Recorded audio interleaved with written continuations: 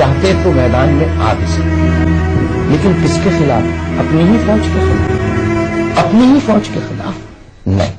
اگر چند فوج کے لوگ جو تھے، چند فوج کے بڑے جو تھے، اگر وہ پاگل ہو گئے تھے تو ان کے ساتھ ساتھ ہمیں تو پاگل نہیں ہونا تھا۔ لیکن کیونکہ ہمارے ہاں جو فوج کے بڑے ہوتے ہیں ان کے بڑا اثر رسوخ ہوتا ہے، میڈیا بھی آ گیا،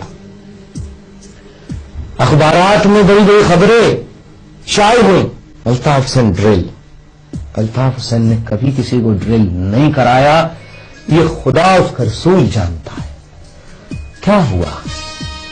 آپ نے دیکھا مقافات عمل، قدرت کا نظام، اللہ کا نظام، اللہ کا انصاف، اللہ کا قانون، کہ جنہوں نے مجھ پہ جھوٹا الزام لگایا اور کہا ہم نے چیپٹر کلوز کر دیا، قدرت نے ان کا چیپٹر کلوز۔ اور آپ دیکھیے کبھی کسی پہ جھوٹا الزام نہیں لگانا چاہیے۔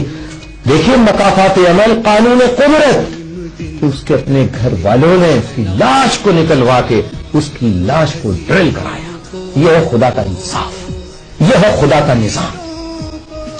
مجھے یہ بات کہتے ہوئے خوشی نہیں ہو رہی، لیکن صرف اس لیے کہ میں آپ کو بھی ہمیشہ تاکید کرتا تھا، کرتا ہوں اور پھر کر رہا ہوں کہ تمہارے ہاتھ سے کسی پہ ظلم نہیں ہونا چاہیے، تمہارے ہاتھ سے کسی پہ جبر نہیں ہونا چاہیے۔ تم پہ کوئی جبر کر رہا ہے اسے برداشت کرو، فیصلہ اللہ کا جو، اور پرامن طریقے سے اس ظلم کے خلاف، اس جبر کے خلاف آواز اٹھاتے رہو۔